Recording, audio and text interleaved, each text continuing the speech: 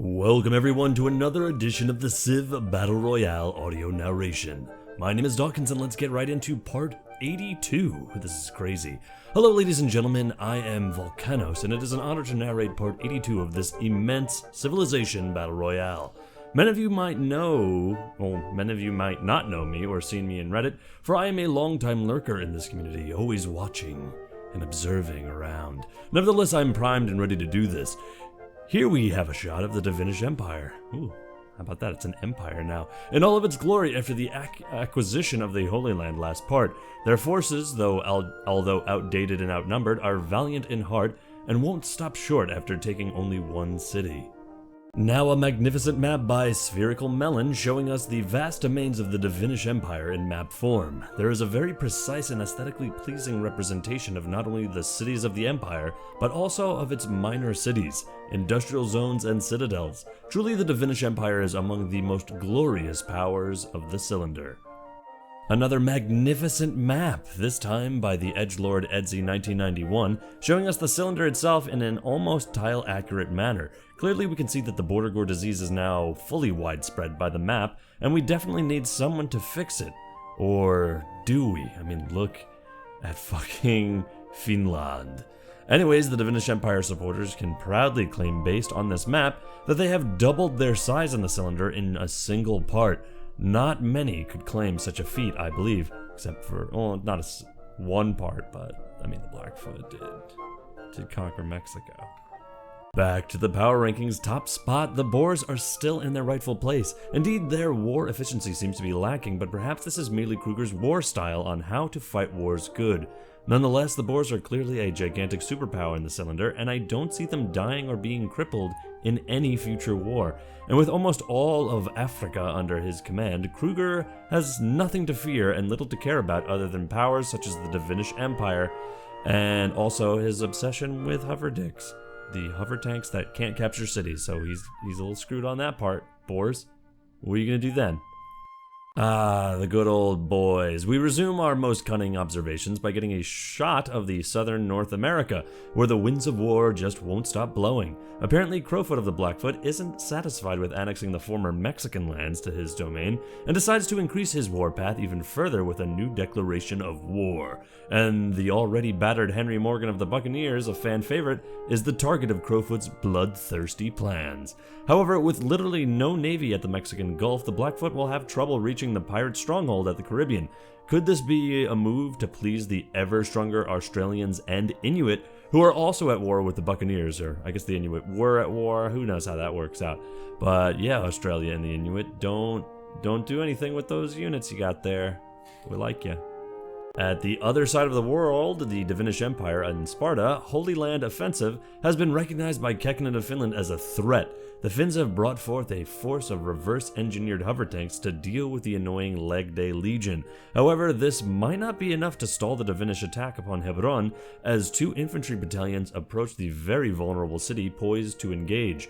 Meanwhile, a Boer hoverdick continues to relentlessly maraud the Finnish domains, with some having reached southwestern Anatolia. Alright. Okay, at the seas, the Finns have brought some brand new cyber subs to wrest control of the seas back from the Boers and the DEUS, but they better be careful because they got two cities in the black and Alice is looking not so good, especially since we got some DEUS troops in the shot that are melee. A bit westward along the African shores, we can see that Kruger's Boers forces are preparing to conquer all of the Italian-Finnish domains with a renewed supply of melee units. In fact, one of them is poised to take Panoramas on the next turn, with Boer drone fighters and stealth bombers raining down hell from their airbase at Gades, whatever. We can also observe the continued influx of hover tanks, a Boer favorite to the north. All will be assimilated. They are dicks. They look like penises with antennas or helicopters or whatever. At the Iberian coast, the Icelandic offensive seems to have reorganized and redirected towards the Canary Islands, where the buccaneer city of Kumana stands, albeit heavily bombarded. At the continental front, the Icelandics have brought a total of 4 atomic bombs to the party to help in their conquest of the resilient city of Cienfuegos. A valuable possession, the city controls the Rock of Gibraltar, and that would be a nice addition to Ingilfer's Iceland domains. Yeah, it'd be pretty cool, I guess. We also can see that the former Moroccan land's total destruction of the local infrastructure and population reduction is fucking crazy. I read that sentence wrong, so let's go with it. Yet more is to come for the war, never ceasing to rage at the cylinder. Just keep going. Next slide. Back to the Caribbean, our satellites observe that not much has changed at the theater, even with the recent Blackfoot War declaration. Apparently the Buccaneers managed to eliminate every single enemy on their controlled territory. This is a terrible blow to Parks of Australia's plans, for his offensive has stalled due to the valiant Buccaneer efforts. However, it seems unlikely that the pirates will regain any of their former territory taken by Parks, as the Australians have a firm control over their conquered possessions. Has Henry Morgan of the Buccaneers managed to stop his losses at the Caribbean? We shall see, but we got some Marines by Port-au-Prince, and I think there's some more by NASA, and that is what they need to take back, because Australia being in the Atlantic is a bad thing. At Brazilian Gran Colombia, a very suspect concentration of 30 aircraft can also be seen. Could Pedro be planning a renewed offensive against his arch enemy? Or perhaps he's planning a new attack on the other green boy. When superpowers collide, units die by the hundreds. Even after dropping several nukes at the Siberian production centers, the Roman ballista still exists. The superpower that... Oh, we're talking about Sibir. Sibir. That's the one. Kuncha Khan of Sibir has managed to thicken his forces at the Vietnamese border, and a swarm of robot infantry battalions and biotroopers, seemingly immune to the fallout, marching southward to stop the Trungs of Vietnam and their offensive. However, the Vietnamese have a clear air superiority at this conflict, 34 versus 25, and this is very problematic for the Siberians. If Kuncha Khan wishes to repel the Vietnamese from his rightful lands, he should start producing more planes, but he won't.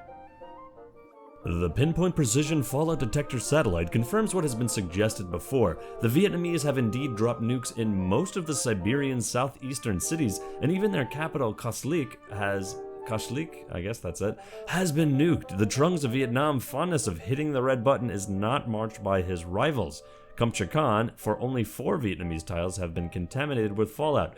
Perhaps Kuncha Khan is saving his nukes for someone else. Or, I guess when you have 2 sisters fighting over the red button, it's gonna get pressed a bunch of times. Beryazovo, the Yakushan last stand, still holds against the invading Korean hover tanks. I wonder whether this could be evidence for Sejong of Korea to be performing psychological experiments on his enemies to then study the victims in one of Seoul's top labs. Perhaps unethical experiments like these are the key for Sejong's fast tech developments. Or then he could simply be entertaining himself with torturing Tiger Takan once his overlord. Who knows what could be going on in Sejong's mad mind. At Tamtor, a heavy concentration of Brazilian peacekeepers patrols the area to assure the safety of the annexed Yakushan population in the hands of the Mongolians. Keep at it, guys. At the northern Japanese archipelago, a stark contrast of navy densities can be seen. While the Inuit and Australians sport but a few ships, including some empty carriers, the Korean Armada floats proudly dozens of cyber subs, arsenal ships, and guess what? Empty carriers. Alright, well I cannot, however, question the Cylinder's leaders of building this many carriers. These ships have a very good projectile absorbing capacity, and they also serve as a way for leaders to show their disrespect towards others. One could say that he could defeat another by only using their empty carrier flotilla, deeply insulting the other one, like a vicious mockery. Make a wisdom save and then take 1d4 damage, and then you have disadvantage on your next attack roll. I'm talking about the same game. If you get this, then you fucking are super cool. This is a sight that saddens my biased eyes. The mighty engines of war of the Siberian war machines covered in fallout, rendering their high yields useless. What a disgrace for Kuncha Khan. Yeah, he is a disgrace. Sorry, I'm a little biased against the guy. He's been not doing shit for so many parts, and now he's paying the price. He's another Yakusha. I can't help but notice how smart the Trunk Sisters of Vietnam are in their war planning. By devastating the enemy from within and terrorizing their population, they surely moralize their own men. However, Sibir is a vast empire, and the destruction of their southern core won't stop them to produce more men and machines. Or both, machine men. The cunning Divinish of Sparta. They don't even hold Sparta. They're the Divinish. Managed to liberate their former city of Epidaurus from Finnish hands. Obviously, such conquest wouldn't be possible without Kruger's help. Kruger of the Boars. If you don't know that by now, then you should rewatch the last 81 parts. Their mighty air force and hover tank harassment has battered down the defenses of many Finnish cities, and they continue to do so. Epidaurus is also a safe spot for at least a few more turns, as no Finnish melee units are nearby to flip it back the city. They do, however, have a rather large air force in the region to compensate for the failure of their cyber subs, who have probably been sunk by the Boar's own warplanes. Further north, we can see exactly how dangerous the Boar war machine really is. Iridium, Antium, and Mananaea are all bombed down to the black and surrounded by hoverdicks, while Panoramis has fallen. Kruger's Boars... You don't have to do that every time. Kruger of the Boars' strategy of relentlessly smashing down hoverdicks against the walls of their enemies' cities is a very effective way of humiliating them. What are you supposed to do when your cities are surrounded like that? That, if not, wait for your own death. Okay. North of Nicomedia, however, a strong Finnish force is poised to defend the city to the last man. Hoverdicks, cyber subs, a rocket artillery, and several planes are stationed nearby. Kekkonen of Finland is definitely a resilient leader, as is his nation. A Korean biodrone led by a great general flies towards Beryazovo. He speaks of continuing to apply the Boar strategy of smashing down hoverdicks against enemy walls. Sejong of Korea will obviously study every bit of data gathered from the mimicking of the Boar's main war strategy at the test field of Beryazovo. What conclusion will Sejong reach after analyzing all of the data? Meanwhile, Genghis Khan of Mongolia himself prefers to stick with a more traditional approach to the situation and sends a total of 6 melee units to attack Beryazovo. The Koreans, however, won't let them near for sake of keeping their experiment devoid of unwanted interferences. Yeah, they're playing with their food. Come on. Again, we have our pinpoint precision fallout detector satellite, this time on the Central American lands. Fallout stretches from California to Nicaragua and Jamaica, and the situation is bound to get worse. For Crowfoot of the Blackfoot has ordered that an atomic bomb be readied for use at the airbase of Ciudad Juarez, where 9 jet fighters also stand. Impressively, the Blackfoot sport in this image a total of 36 aircraft. A very scary amount indeed. And what would their Air Force be called? Make a comment in the comment section and find out. I don't fucking care. Just come up with it. I'm not that creative. The war between the Buccaneers and Australians has changed in phase, as the Buccaneers now appear to be on the offensive. A small attack squad is being launched at Nassau, but their numbers are probably too few to take the city back. The European possessions of the Buccaneers have all been officially taken but from pirate possession, as Cienfuegos falls to the Icelandics. Meanwhile, the city of Kumana has also fallen, and the Icelandic fleet now enjoys a break from the carnage, as Ingolfur of Iceland has commanded them to solidify their holdings there, as he plans for something else. I'm gonna say that city one more time. Nuevitas, however, still stands, and the Icelandics seem not to care about invading it for now. Wait, are my eyes deceiving me? Could this be a Divinish Spartan deserter? This surely sullies the Divinish reputation of fighting to the last man without fear. Such a tear-bringing sight it is. The Knights of the Mound Order... It's the Mound Table, I thought. Roam through the productive Siberian lands, fully devoted to their task of keeping Chinese traditions alive. At Mosul, not a single battle is being fought, however, unlike in somewhere beyond the borders of space and time known as Earth. A very safe city, Mosul is, for its strategic location at the frozen tip of the northern Ural Mounts, keeps it away from all Siberian war fronts. I wonder how life in Mosul could be in this cylinder. Sejong has wisely ordered the annexation of several Yakushan cities, which will soon turn into valuable assets for his most varied scientific purposes. Maybe then he'll move on and attack Mongolia or maybe Vietnam, who knows.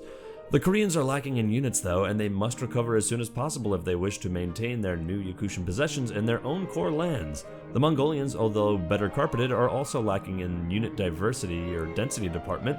The war against Yakusha has surely taken a toll upon both empires' forces. The Finnish airbase of Batticaloa, one of the most depressing Finnish exclaves, has been severely bombarded by the Boers or the Sri Lankans, I can't tell. An atomic bomb has been stationed there, however, and if Kekkonen decides to use it at Negombo... At Negombo? Oh, that's the name of the city next to it. I wasn't even looking. Use it at Negombo, millions of people would die. I wonder what his decision will be. The offensive upon the city is also hard for the Sri Lankans, as Batticaloa is protected by Afghan peacekeepers. I do spot a way for the Sri Lankans to pass through, though, however, and I'm going to click out of this, and a mechanical infantry is poised to take that spot. A French refugee galleon sails by Mount Sinai in the peaceful waters of the Divinish Empire. The location is much sought after by many refugees, and the French sailors are probably enjoying a sunny day at the beach while further north war rages. The Divinish offensive on Hebron has been recalled in favor of protecting the holy city of Jerusalem. A wise move by Leonidas the Younger. What is not a wise move, however, is to not allow the Boers to pass through their territory so that they can batter their... Alright. It's not wise for them to allow the Boers not to pass through their territory so they cannot batter their hover tanks at the Finnish walls. There, it's done. Done! Could this be a calculated move by the Divinish, or is it merely an insult to both the Boers and the Finns? Crowfoot's warpath is far from over, according to Recruit M, or... Is she still really a recruit? I mean, she's been being an agent for like 4,000 years. I think she deserves a promotion, and she's got her own comic book series, Jesus.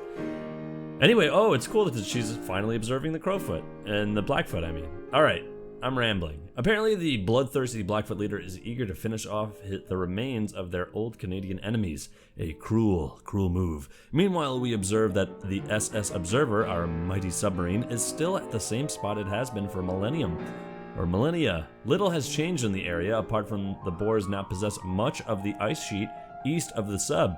Could Kruger be aware of the existence of the sub? What would happen? Would we reach some kind of point in time where the Boers become self-aware? I'm scared.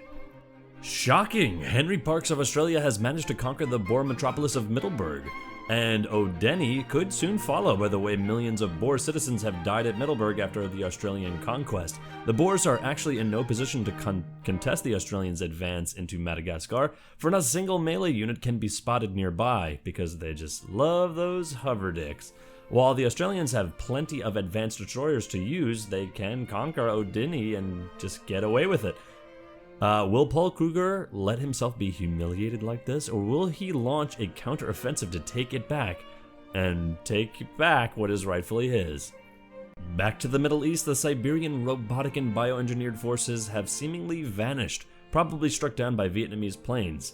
Their efforts to retake Carrollton are in vain, and the Trung sisters are even repairing the local infrastructure. How nice. Insulting Kumchak Khan's honor. Will he let this insult pass by idly? Not much has changed on the Divinish Empire front, though, as their defenses around Jerusalem are keeping Finnish hover tanks away for now. Indeed, a Spartan's walls are their own bodies. Rhodium falls to the Boers, and the Finns are in no position to take it back, like the little tiny babies that they are. Furthermore, Antium is completely surrounded by hoverdicks, and the local mech artillerymen must be really terrified at the sight of these relentless war machines continuously battering at their walls. Besides, for every hoverdick taken down, another takes its place. The imagery is astounding. The city won't be captured if the Boers won't bring forth a melee unit, though. Meanwhile, Epidaurus holds firm against Finnish cyber sub squads, which are pouring from the Black Sea at a constant rate. The Divinish won't be able to withstand a long-term war against a superior foe, but if the Finns keep using Boer war strategies, then they should be fine for a while. The Icelandic fleet is officially out of its break time, and they now bombard the city of Nuevitas with dozens of planes and ships. Ingolfur has even ordered that a mobile SAM be brought forth to take the city, and this will probably work just as planned. Their only obstacle is the Buccaneer local force of 6 aircraft and artillery, but the main one is the Divinish Spartan Deserter. Having not forsaken their leg day traditions, the Divinish deserters could distract the Icelandic troops while they are bombed down by the pirates. Godspeed. Water border gore is proving to be an issue for some Boer units. Trapped in a very wet exclave within Buccaneer territory, they have no choice but to wait for open borders or war to escape their current predicament. But if the Boer people are indeed cyborgs, they could simply turn their bodies off while their minds roam Skynet and whatever else the Boers have created to entertain their vacant free time. I'm assuming it's a lot of r/me IRL. A sad sight it is to see Saleh sporting only 12 population though. Once the largest city in the cylinder, there are probably more graves than people in this settlement. In the Caribbean, not much has changed in the Two Henrys War, I like that name, apart from the Australian mutant being poised to conquer Chichen Itza. The city could flip, however, if the Buccaneers don't lose that power armor infantry right next to the mutant. What is more worrying though is the Ice Walkers, or are the Ice Walkers up north, the Inuit boys, and their movements in their southern possessions. Out of thin air and almost carpet has arisen, consisting of XCOMs, robot infantry, biotroopers, mobile SAMs, and some other units. Is this a sign that the Inuit war machine is ready to move?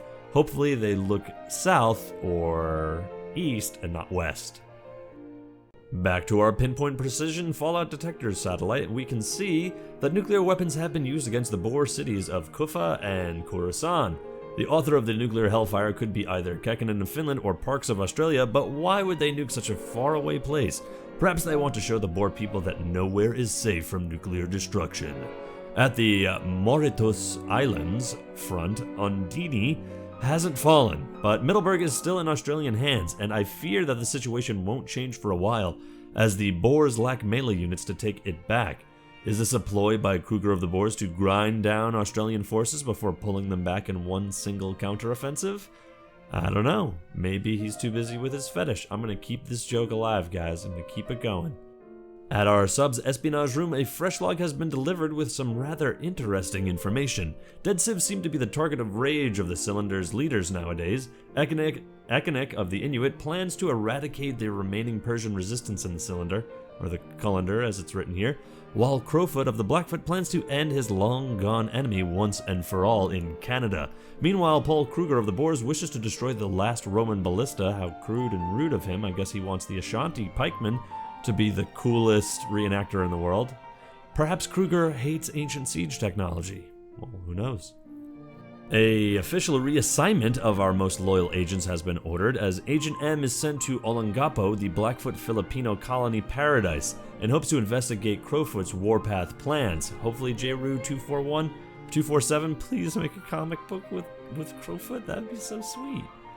Ishtar will go to a much different place, the gigantic Boer megalopolis of Mbanza-Congo, where he has hoped to unveil what are the most pressing concerns of Kruger and the Boers at the moment, and also to check out how the hell so many people live in one place. Pescadara will be sent to Cincinnati, a rather emblematic city that has been owned by many different nations on the Cylinder, and also an interesting place at Mysterious Earth. Will he be able to figure out what Ekanic's plans are and what he plans to do with his new land carpet? Perhaps he will open a zoo. Semiramis will be sent to Sparta, once the capital of the Spartan Empire, but now a possession of the Icelandic Empire. A promising location indeed to figure out what are Ingolfur's next world domination plans. Here we have the island paradise of Olongapo. Beautiful, scenic, filled with buffalo. Nothing is being produced currently, and unfortunately, as the local citizens are busy playing around in the city's buffalo pound. A key element to the Blackfoot culture, nowhere else in the Cylinder will such admiration for buffalo be found. The buffalo, although a peaceful animal, is a cool national animal to be had. I've heard that their charges are specially deadly as well. Don't go chasing buffaloes. Mbanza Congo, sporting no less than 57 citizens and is still growing. This gigantic city is a true powerhouse. Sporting 391 production, it can easily build a simple cyber sub in one turn. And even being full slotted in specialists, the city still holds a total of 13 unemployed citizens who are with no doubt having a blast not doing anything for their whole lives. What could these people do to pass their time? Is there a premier type of Boer entertainment besides waifu worship? No. It's browsing Reddit all day. Kind of like my life, except... no, that's my life. Stagnated at 6 population, Cincinnati could fit inside Mbanza Congo with ease. As with Olongapo, the city isn't actually producing anything, for the citizens are all occupied with something else. One of the city's main attractions is the Dixout Zoo. I just got that after I said it. Houses many different species of animals from across the cylinder. One particular animal, however, is the main attraction. A mighty gorilla from the African jungles, genetically engineered to live forever. In the unfortunate event that he biologically dies, he'll still live forever, since you can't kill an idea. Dicks out. Sparta is nowhere close to the population levels it had in the past. Stagnated at only 11 population, Ingolford has not troubled himself to build the city up. He has ordered the construction of a thingstead, though, so to make sure that the local citizens are happy in being dominated by a foreign power. A simulation server is also being built in order to increase the means by which the local population can produce research and culture for Iceland. The Divinish man wall around Jerusalem has been completely dismantled. In return for his blow against him, Leonidas the Younger has ordered an anti-aircraft gun and a helicopter gunship to strike at Hebron in hopes of breaking the Finns' morale there. The Boer Air Force has managed to keep the city on the black, but the Finns are far from done in the region. Sporting 23 aircraft in this screenshot and a few cyber subs and hover tanks, the Finns can deal with the Divinish easily in the region. However, Kekkonen of Finland is not interested in taking territory back just yet, as he'd rather cut his losses than to overcommit himself. In a close-up shot of the Holy Land, we can see that the region contains a wide diversity of improvements. It is indeed an interesting place, and perhaps that's why it's so coveted. Meanwhile, at the World Congress, the precious resource of lapis lazuli has been deemed heretical by the congregation. Heavy voters, Mongolia and Canada, are the most intent in banning the resource. I guess their favorite color is red. And many other dead civs have also voted for it. The Divinish Empire is bound to suffer economic losses from the resource banning. Lapis lazuli is one of the main commodities produced at the Holy Land, and many jobs will surely be lost because of the action. Many are the enemies of the Border Gori Empire of Finland. The embargo repeal proposed at the World Congress has not been passed, and many voters, including the Kimberley and the Ashanti pikemen, say, "Nah, bitch, fuck you." That's what they said. I'm just a direct quote. We can also see really well in this image how nicely Finland's population has recovered since the nuclear disaster of before. They are, however, far from their old population levels, and their lands are seriously devoid of units, just like Sibir's. Sweden has a bit more of units at disposal, including a large collection of aircraft at the Finnish border. Is Gustavus of Sweden, if Gustavus of Sweden decided to strike now, they could claim a decent chunk of their rival's land with relative ease. Spooky scary. Our praised agent Pascal Darmesh has uncovered covert information at the Cincinnati Dicks Out Zoo. Apparently, Ekenek of the Inuit has plans to remove Ahmed al-Mansour of Morocco and the remains of his loyal people from the face of the cylinder. Why would Ekenek be planning such a horrendous act? Can't the already dead civs have a right to freely roam the cylinder in peace? Perhaps this should be proposed in the next World Congress meeting.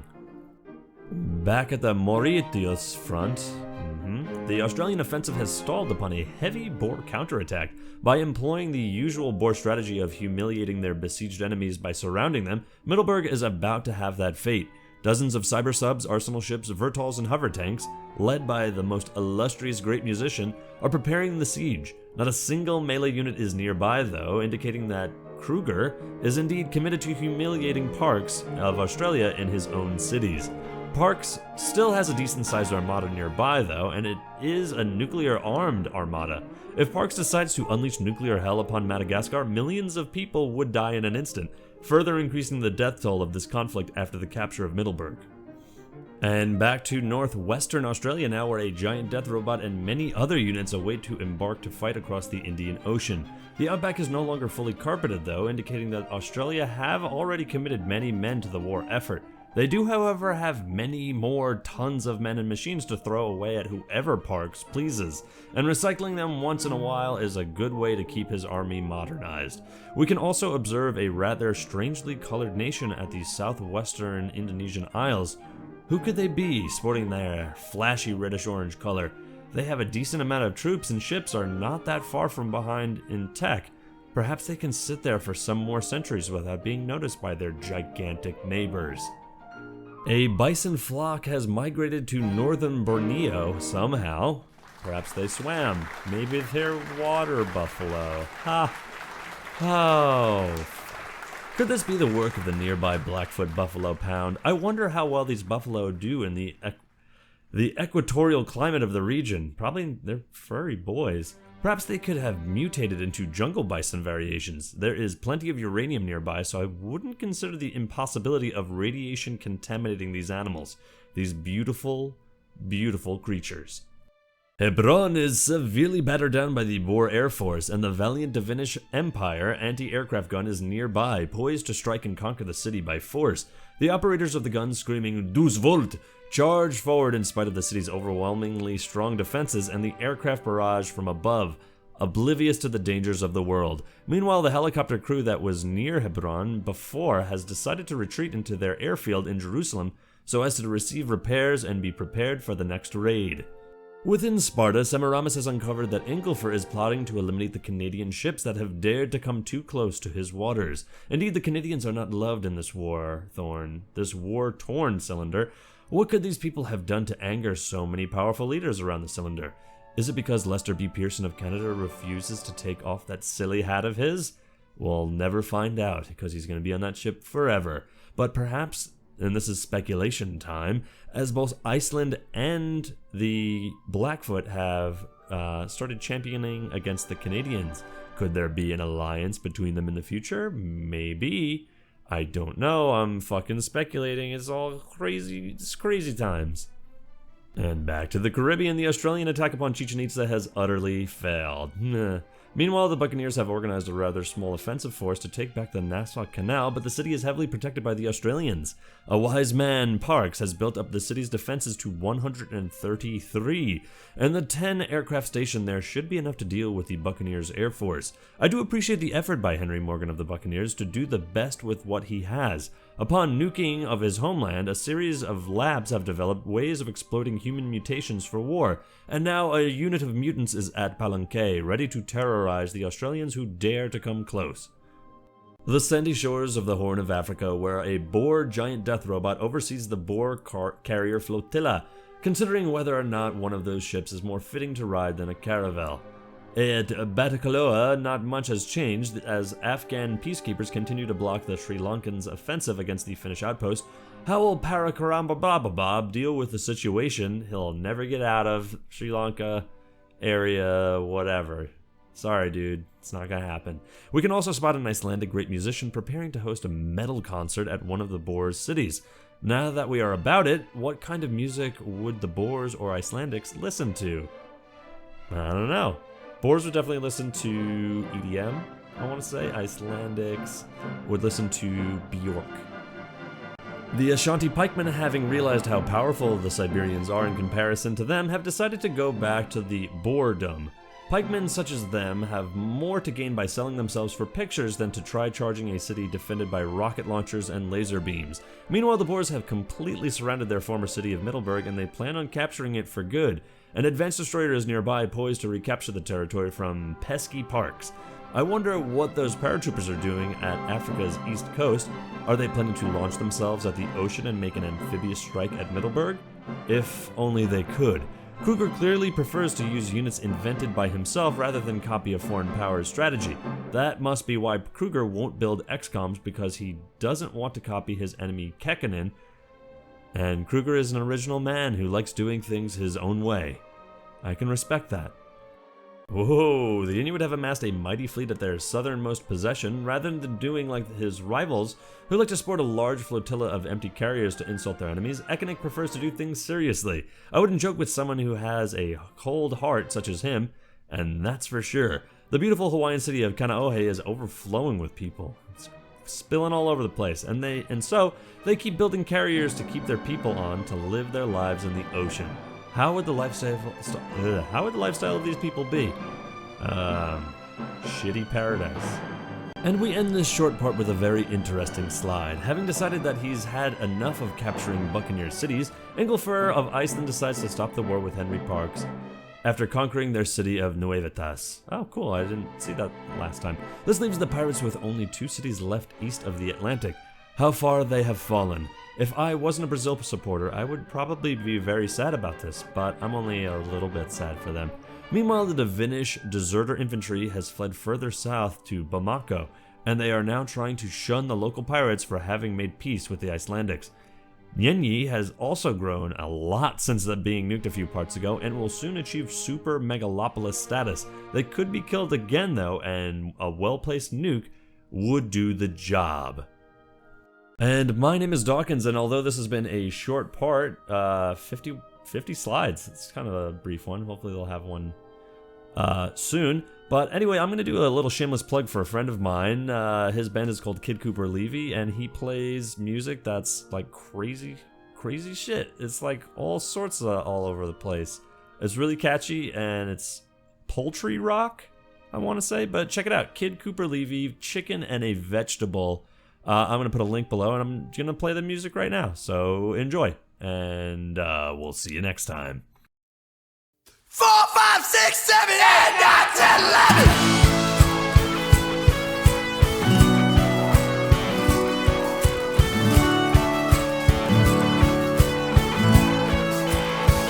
We fall in love, a chicken and a vegetable.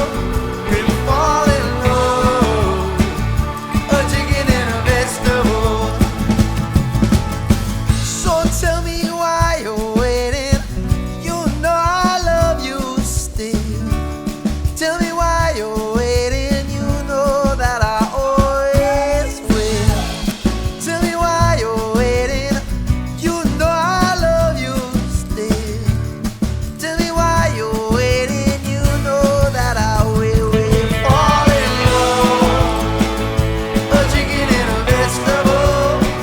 We fall in love, a chicken and a vegetable. We fall in love, a chicken and a vegetable. We fall in love, a chicken and a vegetable. What's the use of fighting? Tell me what can you win? Ooh, this apartment's just one bedroom that you're conquering.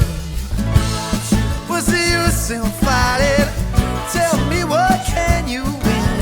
You scorch the earth, but tell me what are you inheriting? I love a chicken and a vegetable. We fall in love, a chicken and a vegetable. They said it couldn't happen. All the pinpoint intellectuals. We fall in love, a chicken and a vegetable. In the beginning, the Lord shook a god, Megazord, got for a swung sword, cut umbilical cord. Mom cried as a reruns ran. I was born in America, made in Japan. Understand, I was not reincarnated. I just shift systems, stargated just to spread love. You see my mama send a kiss, and I'm old school, that's right, like Genesis. Well, I tell you about a vegetable and chicken. No, it ain't about sticking my dick in. No, it ain't about lovers, ain't about friends, ain't about carnivores and vegetarians. It is not about karma, ain't about zen, ain't about grown men playing pretend, ain't about heaven or ain't about sin. It's about a